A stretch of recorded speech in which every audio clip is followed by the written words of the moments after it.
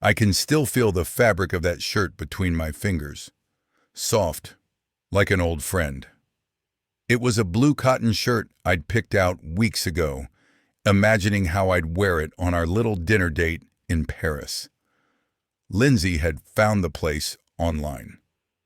The perfect hidden gem, she'd said, like she always does when she finds something that feels like it belongs to just us. It was charming, tucked away near the Louvre, a tiny bistro with candles on every table, and the promise of a night where the world outside could fade away. I could already see her smile as she sipped her wine, the soft glow of the Eiffel Tower behind her. But instead of ziplining through the excitement of getting ready for our trip, I stood still, holding the shirt in my hands like it was a memory I didn't want to let go of. It was supposed to be an adventure. 6 hours. That's all I had left before we left. And yet, there I was, my suitcase still half open, unzipped like the plans we'd made, waiting for me to finish them. The tickets were stacked neatly on the nightstand, along with my passport. Everything in place. All I had to do was make sure I didn't forget anything at the last minute. Triple check the details. Maybe hum a little Sinatra. You know the feeling. The kind of joy that buzzes in your chest before a trip. When everything's planned, when you've taken care of the hard stuff, and the only thing left is to get to the airport. But then my phone buzzed. At first, I thought it was just a reminder. Maybe a final nudge from Lindsay about what we needed to do when we got there. But I looked down at the screen, and the words that greeted me were the last thing I'd expected. "You're not coming to Europe with us. My husband thinks it's better if this vacation stays family only." I read it once, twice, and then a third time, just to make sure my brain wasn't playing tricks on me. My thumb hovered above the screen, almost hoping that if I waited long enough, the words might change, that the message would reverse itself. But they didn't. The fabric of the shirt hung from my fingers like it didn't know what to do with itself anymore. My hand was frozen mid-motion, sweater half-folded, like it could somehow explain everything if I just held it there long enough. Family only. That phrase, the way it sat there in my chest, settled in my ribs, dug itself in deep, like it had a weight of its own. I was expecting it to go away. Maybe if I just closed my eyes long enough, I'd wake up and realize this was all some sick joke. But the more I stared at it, the heavier it became. I had planned this trip, every detail, every walking tour we were going to do. I'd picked out the restaurants, the ones that weren't crowded, the ones where you could really sit down and enjoy your food. I'd bought the tickets, first class, because Lindsay deserved that. I paid for the Airbnb, a cozy little apartment just a few steps from the Eiffel Tower. I even printed out itineraries, tucked them neatly into my carry-on, like a dad with too much hope in his heart. I thought we were going to make memories. We'd had years of strained phone calls, awkward silences. But this trip, I thought, this trip was going to be different. This would be the time we'd finally connect again. This would be the time I could show Lindsay, maybe without even having to say anything, that I was still there, that I still cared. And maybe, just maybe, we could have one of those moments. You know the ones, when everything falls into place, when the distance between father and daughter isn't so wide, when the pieces finally fit. But apparently I wasn't family anymore. So there I was, on the edge of the bed, staring at my open suitcase. A broken promise. The one I'd made to myself, to her. I didn't know what to do with myself. I typed the only word I could think of, the only thing I could manage. Okay. And just like that, it was over. No argument. No back and forth. No reason for me to fight for a seat I'd already paid for. I was out. Out of their plans, out of their lives. I'd been replaced. The silence in the house that night was deafening. Not just quiet, hollow, like the kind of silence you feel when you realize that the people you've loved the most, the people you've invested everything in, have decided you're not worth the seat you bought. It wasn't just the trip. It was everything. All those years of sacrifices, of giving, of thinking I was doing what I was supposed to do as a father. All those times I had stayed back, canceled my own plans, held off on doing the things I wanted to do because someone else always needed something. I had sacrificed, not because I thought I had to, but because I believed that was what fathers did. I believed I had to do all of that to be loved, to be included, to matter. But the thing is, the message told me otherwise. I wasn't even needed for the vacation, for the family. The only thing left was an empty suitcase, a broken promise, a silent house full of memories I wasn't invited to make anymore. And there I was, still staring at that screen, still asking myself how everything could have come to this point. I dialed the airline number to cancel my flight. The woman on the other end was kind, too kind. Her voice was soothing, almost motherly, the kind of voice you hear on a rainy afternoon when you're sick, sipping soup and wrapped in a blanket. It had a softness to it that made everything feel a little less cold. "I'm sorry to hear about the change, Mr. Owens," she said. She didn't know, of course, that the change wasn't just about Paris. It wasn't just about a vacation that would never happen. It was about everything, the whole foundation of what I thought was a family. My fingers trembled as I ended the call. As soon as I hung up, the weight of the situation hit me. I stood there for a second, unsure of what to do next. I walked into the living room like I had forgotten how to move in my own skin, as though the house I had lived in for years had become foreign to me. I had no place in it anymore. The coffee table was cluttered with brochures and maps, the ones I had printed for our European adventure. They were still scattered across the surface as if frozen in time. A picture of the Eiffel Tower grinned up at me from the cover of one of the glossy pamphlets, the image mocking me with its bright, happy facade. I couldn't help but chuckle, bitterly, of course. The irony. There I was, still holding on to all the plans, the dreams, the images I'd built for us. But those dreams had already been taken from me. They had slipped away like sand between my fingers, and now I was left here with nothing more than these remnants. I was the ghost in my own house, wandering through rooms filled with plans that would never happen. The spare bedroom with the suitcase still sitting there, open, as if waiting for someone to fill it.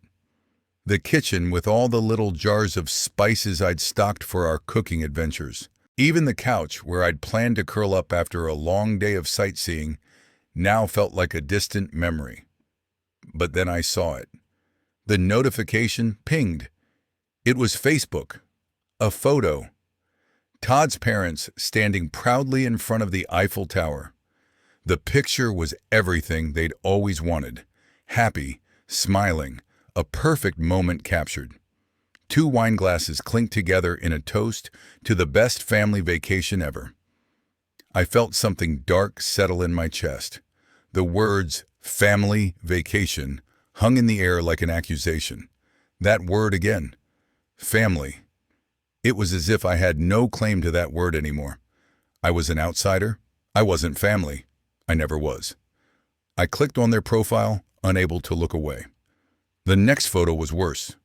There they were, Lindsay, Todd, his parents, sitting outside a cafe, laughing, chatting like they belonged there. Like this was their moment, their trip. My cafe. The one I'd circled on the map months ago. The one I'd found just for us. The one I'd chosen for the perfect view of the Seine, where we'd sit and drink wine, talk about life, maybe even talk about the future.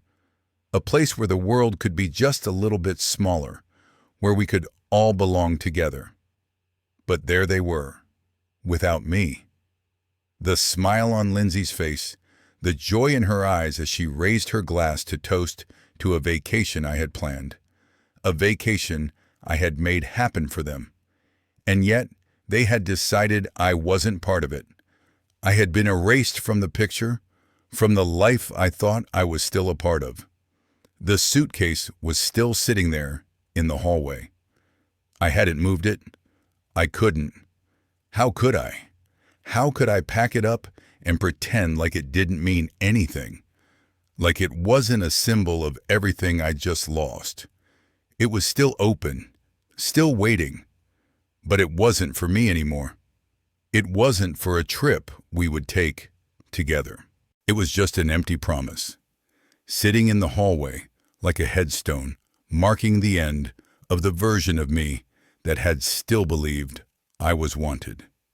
And yet, I couldn't bring myself to close it.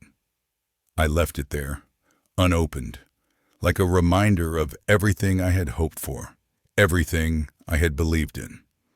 I left it as a reminder of the person I used to be before I knew the truth, before I realized that sometimes, no matter how much you give, you can still be pushed aside.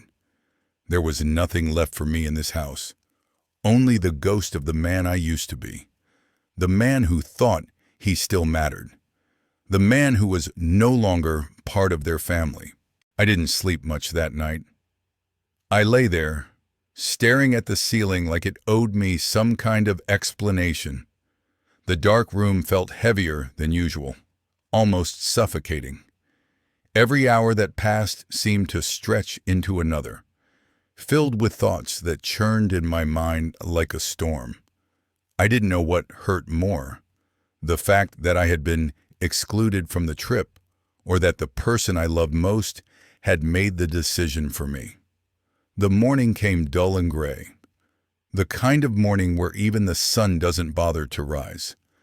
I dragged myself out of bed, my limbs feeling heavy, the way they always feel when you've had too much on your mind. I made coffee with hands that felt too old. I could see my reflection in the dark kitchen window as I poured the coffee, eyes tired, lines deepening on my face like the years were marking their territory. I needed answers, something to make sense of all of this, something that would give me closure. I needed to hear it from her, to know why. So I called her. The phone rang 4 times before she picked up.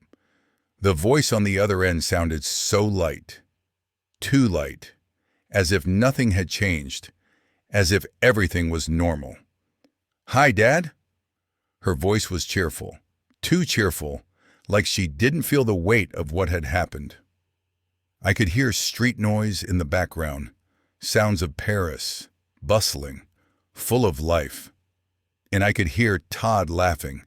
That laugh of his, carefree, it made my stomach churn. It made me feel like an outsider, like I was eavesdropping on a conversation that didn't involve me. "I saw the photos," I said, my voice steady despite the storm in my chest. "Todd's parents are there." There was a pause on the other end of the line, just long enough for the weight of my words to land. Then, her voice dropped an octave, like she was trying to find the right words, but didn't quite know how to say them. "Dad, we can explain." Explain. The word was supposed to make me feel better, wasn't it? But it didn't. It felt hollow, like a phrase they'd rehearsed over and over, waiting for the right time to use it. I couldn't hold it in anymore. My frustration boiled over. "You said it was family only. What am I?" Her silence on the other end of the line felt like the longest moment of my life. I waited for her to say something, anything, that would make sense of all this. But when she finally spoke, It wasn't an apology. It wasn't an explanation. Todd said you're overwhelming. He didn't want his vacation ruined. Ruined. Her words felt like a slap. Casual, effortless. Like I was a stain on her white carpet. As if my presence, my involvement, was the thing that had to be cleaned up so they could enjoy their trip. I had planned this vacation. I had put everything into it, believing it would be a chance to rebuild, to reconnect. But somehow, somewhere along the way, I had become too much. I had become the problem. I bought the tickets, I said, my voice shaking now. I planned the trip. The words hung in the air like a confession I didn't want to make. But I had to. I had to say it. I had to let her hear it. Todd's parents paid their own way, she snapped back. They don't expect to be taken care of constantly. Constantly. That word hit me like a punch. It lodged itself deep inside, twisting into something sharp. They didn't want me to take care of them, to help them. I had been a burden to them all this time. A burden they'd been dragging along, quietly tolerating, until it became too much for them to bear. We never asked for a guilt trip, Dad. Guilt trip. The words echoed in my head long after she had said them. It was like she was trying to twist the knife, to make me feel bad for feeling hurt, like I had no right to feel disappointed, to feel excluded, to feel betrayed. And then she said it. The final blow. You're needy. It was tossed out like it was nothing, like a final insult, a word that felt like it had been building up in her for years, just waiting for the right moment to spill out. Needy. I could almost feel the weight of it hanging in the air between us. It wasn't just an accusation, it was a verdict. And then, without another word, she hung up. I sat there, in the silence, for what felt like hours. I didn't even realize I was holding the phone until my hand started to shake. I had nothing left to say. No more arguments to make. No more questions to ask. All the answers I had been seeking, answers I thought would come from her, had just been replaced by her judgment. The last shred of hope I had that things could go back to the way they were had disappeared in a single conversation. I sat there, not sure what to do. The silence in the room was thick, suffocating, and then it hit me. Something inside me had shifted. The realization settled in, deep and cold. I wasn't going to beg for a place at their table anymore. I wasn't going to keep fighting for a family that had already decided they didn't need me. I wasn't going to keep giving until there was nothing left of me to give. Something inside me had finally snapped. I wasn't the man they could use anymore. And for the first time in years, I felt a strange kind of freedom. I went to my office. The air felt heavier there, as if the walls themselves were holding the weight of all the years that had passed in that room. I hadn't been in there much since this whole mess started, but today I couldn't avoid it any longer. The walls were lined with pictures, photographs that used to be a source of joy, now more like evidence. There I was, teaching her to ride a bike, holding the back of the seat as she wobbled, just starting to find her balance. She was so small then, and I was so proud. I wanted to be the one who was there for every moment of her life. Her graduation, when she threw her cap into the air, her face glowing with the excitement of a future full of possibilities. The wedding day, when I walked her down the aisle, my heart swelling with pride and love. I paid for that wedding. I paid for everything. I stared at those photos like a detective, trying to find some clue, some moment when things went wrong. I wasn't sure what I was looking for. A reason? A sign? Something to prove that all the effort, the sacrifices I made, weren't in vain. But all I saw was a pattern, a string of memories that didn't belong to me anymore. Then I opened the drawer that held the record of everything I had done for them. Bank records, statements, receipts. I pulled them out one by one, each piece of paper a silent testimony to the years I had spent building a life for them. $80,000 for their house. I remember the day I wrote the check. It was supposed to be their dream home, a place where they could build their future. I'd signed my name, cashed in my savings, and handed it over without a second thought. Car payments I'd made for Todd. There were the receipts for every single payment I made when Todd was struggling. I never hesitated. I thought, their family. I thought that was enough. But I was wrong. Student loans I paid off. Lindsay had graduated college, but Todd couldn't find a job. So, I paid off her student loans. All of them. I wanted her to start her life without that weight on her shoulders. I thought it was the least I could do for the girl I raised. Christmases, birthdays, dinners, every single Christmas, every birthday. I was the one who bought the gifts. I was the one who paid for the dinners. I was the one who filled the stockings and decorated the tree. Every holiday, I'd pour my heart into making sure it was perfect for them. The damn vacation fund, and there it was. The vacation fund. The money I'd been saving for years, thinking that one day we'd go on the trip of a lifetime. We'd go to Europe, make memories. I had planned it all, every detail, every itinerary, every stop on the map. But it wasn't my vacation. It never was. I'd given them everything, everything. I sat back in my chair, holding the papers in my hands. I was numb. My chest felt heavy, like the weight of all those receipts was sinking into my bones. I had spent my life giving to them, giving without ever asking for anything in return.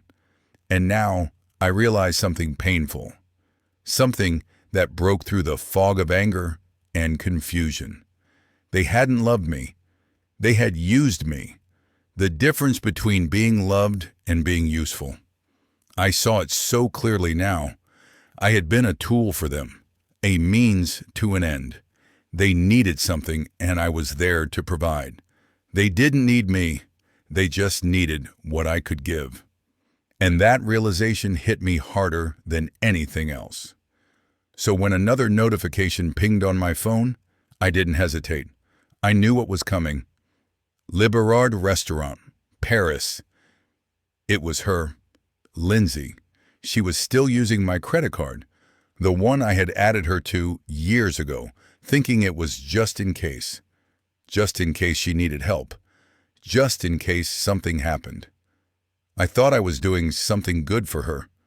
Boutiques, hotels, tourist traps, all on me. She was still living her life, spending my money while I was left behind. The remnants of her discarded promises scattered like empty wrappers at the end of a meal. I opened the banking app and hovered over her name. My finger hovered over the screen. One click, just one. Remove authorized user? It was so simple, so easy. My finger didn't tremble. Yes, for the first time in years, I felt free. It wasn't a victory. It wasn't even satisfaction. It was relief that I had finally taken control. I wasn't just some helpless bystander in their lives anymore. I wasn't going to keep giving, not when all they saw me as was a bank account with a face. For the first time in so long, I could breathe. It was the first step in reclaiming what was mine, and I wasn't going to look back. It wasn't until I got the call the next morning that I realized just how far I'd come. I had expected to feel angry, maybe betrayed, maybe heartbroken, but instead I felt something else, something I hadn't anticipated, a strange lightness in my chest. Like I had been carrying a weight for so long, I hadn't realized how heavy it was until it was gone. It wasn't just relief, It was something deeper, quieter, almost like waking up from a long, exhausting sleep. I was drinking my coffee, the first sip that didn't taste bitter. For the first time in days, the warmth in my mug felt comforting, not like an empty gesture. I hadn't realized until that moment how much the bitterness had consumed me. But now, the quiet morning outside my window mirrored the calm I was starting to feel inside. And then, the phone buzzed. It sat there on the table in front of me, vibrating with a life of its own. I knew who it was. She had been quiet all night. The call I had expected, yet dreaded, was here. I stared at the screen for a moment before picking it up.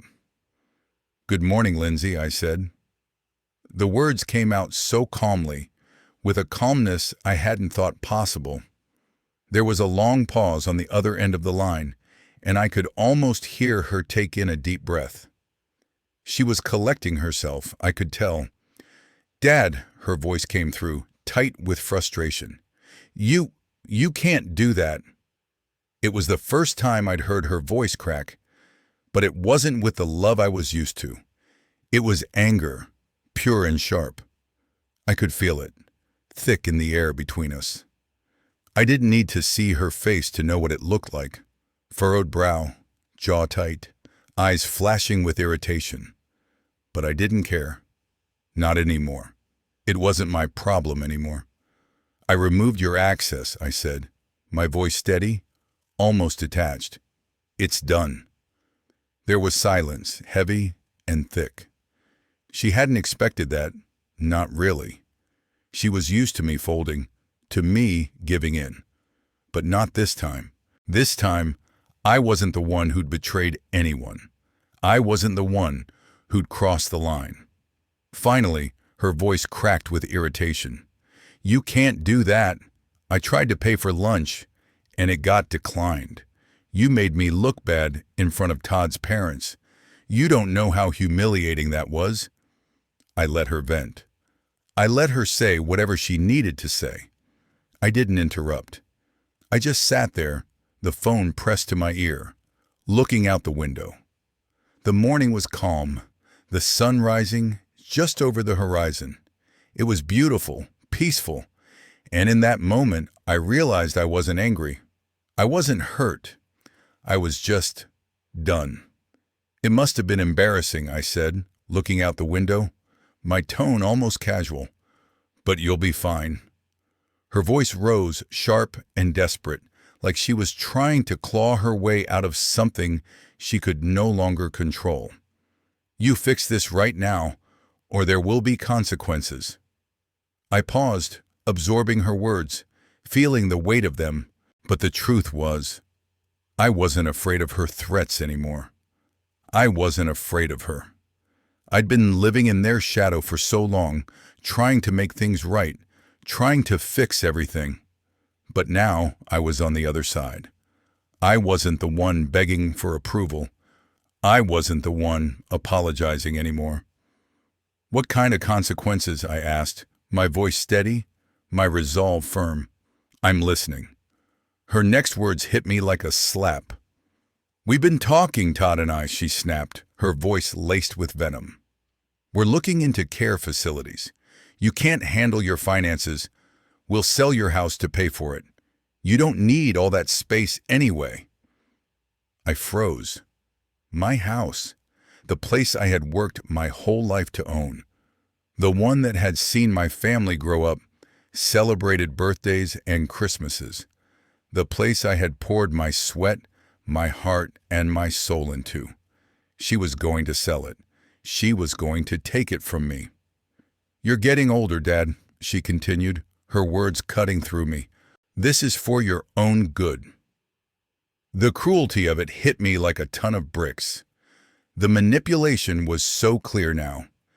They had been setting me up for this moment all along, taking everything I had until there was nothing left.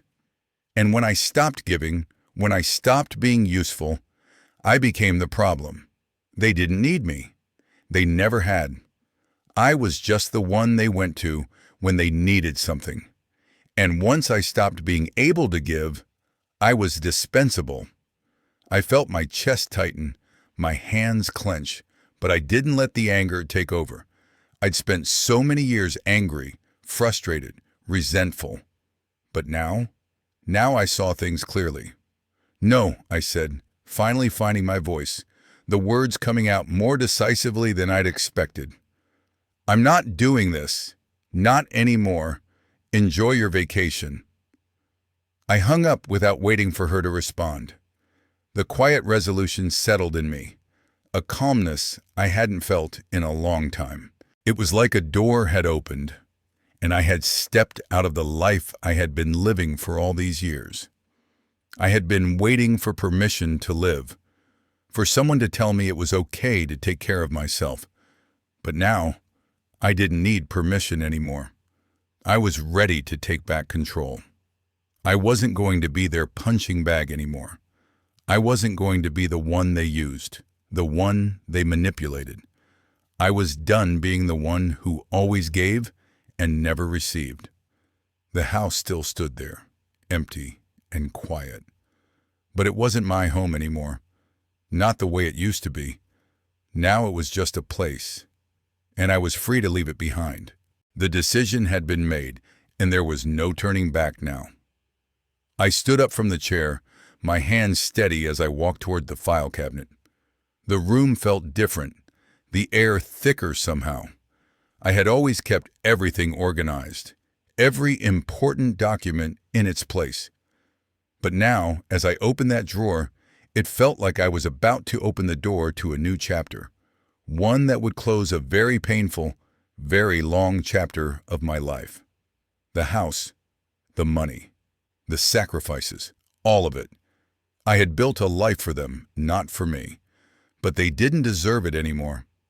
I pulled out the property deed, the one that proved the house was mine, the house I had bought for them, the house I had poured years of my life into, my hard work, my savings, my time. I stared at the deed, the legal jargon blurring in front of my eyes as I traced the letters. Ownership, transfer, lien. It was all too clear now. It was just a piece of paper, but that paper symbolized everything I had worked for, everything I had sacrificed. And yet, it had been taken from me. They had taken from me, piece by piece, until there was nothing left but a hollow shell of a man staring at a piece of paper that now felt like an anchor to my past. I wasn't going to carry it anymore. I wasn't going to carry them anymore. I slid the deed back into the drawer with finality and shut it. I wasn't going to sit here and sulk about what they had done to me. I wasn't going to linger in the past any longer. It was time to move on. I drove to Marcus Chen's office. Marcus had been the one who helped me buy the house when I couldn't get approval from the banks on my own. He was the one who understood discretion, understood that not every deal needed to be shouted from the rooftops. I trusted him, and I knew he would make this process as seamless as possible. As soon as I walked in, he looked up, surprised to see me. "Gary, good to see you. How's retirement treating you?" he asked, with that professional warmth of his. I shook his hand, but there was no small talk. There was no pleasantry I had the energy for. This wasn't the time for chit-chat. This was the moment I had been working towards, the moment I had been dreading for months. And now that it was finally here, there was no going back. "I need to sell the Maple Street property," I said, my voice firm, resolute. It was like I was saying it to myself as much as to him, like I was reminding myself that this was the right thing to do. He paused for a moment, sensing the seriousness in my tone. Marcus wasn't one to pry, but he knew me well enough to understand when I wasn't joking. "Everything all right?" he asked, his brow furrowing just a little, but he didn't press it. He knew me better than to ask too many questions when I wasn't in the mood for answers. "Everything's fine," I replied. "I just need it sold." He didn't ask any more questions. It wasn't in his nature to push, and it wasn't in mine to offer anything more. I wasn't looking for sympathy or understanding. I just needed to get this done. He pulled up the comps on his computer, quickly showing me the market trends, prices in the area. He had everything ready, efficient as always. The numbers weren't what mattered to me. The decision had already been made. This was just a formality now. We agreed on a price. I signed the papers with steady hands, the weight of the decision finally lifting off my shoulders. I hadn't realized how much I'd been carrying until the papers were signed, until that final decision was made. I stood up, feeling lighter, more in control than I had in years. The feeling was almost foreign. My body had been tense for so long, my mind constantly juggling the weight of what I had given up, the weight of what I had been forced to accept. But now the weight had lifted. I had let it go. The house, the memories, the past, none of it would haunt me anymore. I shook Marcus's hand, thanked him, and walked out of his office. The sun was shining outside, the air crisp and cool. It felt like the first real breath I'd taken in months. The house was going to someone else. Someone who would make new memories there, fill it with laughter and life in ways I had once imagined. Maybe that was the best thing for it. Maybe it had never really been my house to begin with. Maybe it had always belonged to them, to Lindsay and Todd, in a way that had nothing to do with me. But now, for the first time, I was free. Free to make my own decisions. Free to walk away from a life that no longer served me. Free to start something new. And that was all I needed. The house sold quickly, quicker than I had anticipated. The new owners were a young couple, eager to start fresh. You could see it in their eyes, that bright spark of possibility. They were ready to fill the house with the kind of energy I hadn't felt in years. The kind of joy that comes when you're starting a new chapter, a new life. I could only imagine what that place would look like now. New walls filled with laughter, new memories being woven in every room. For them, it would finally become a home. Meanwhile, I sat back in my own place, the place that had once been my sanctuary, but had become a prison of my own making.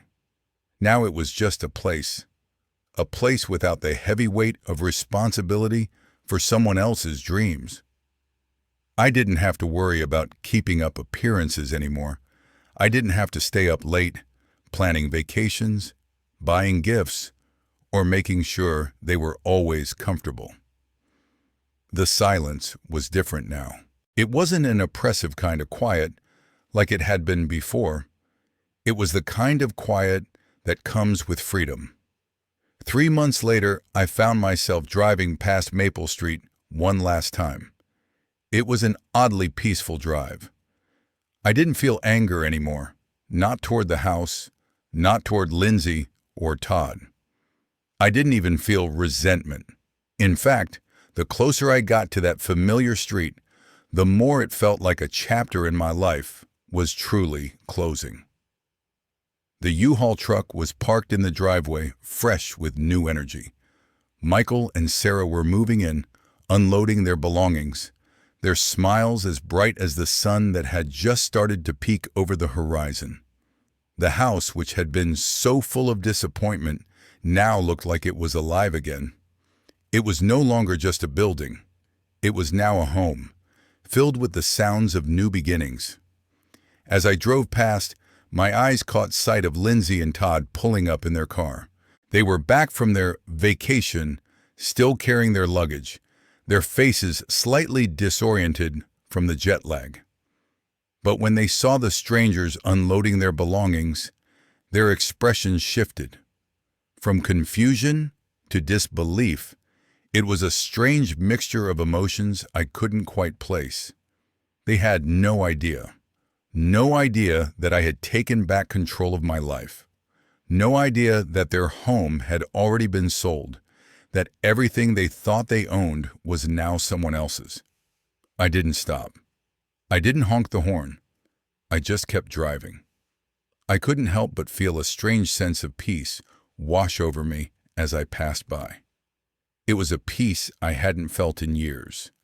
A peace that came from knowing that I had finally taken control of my own life.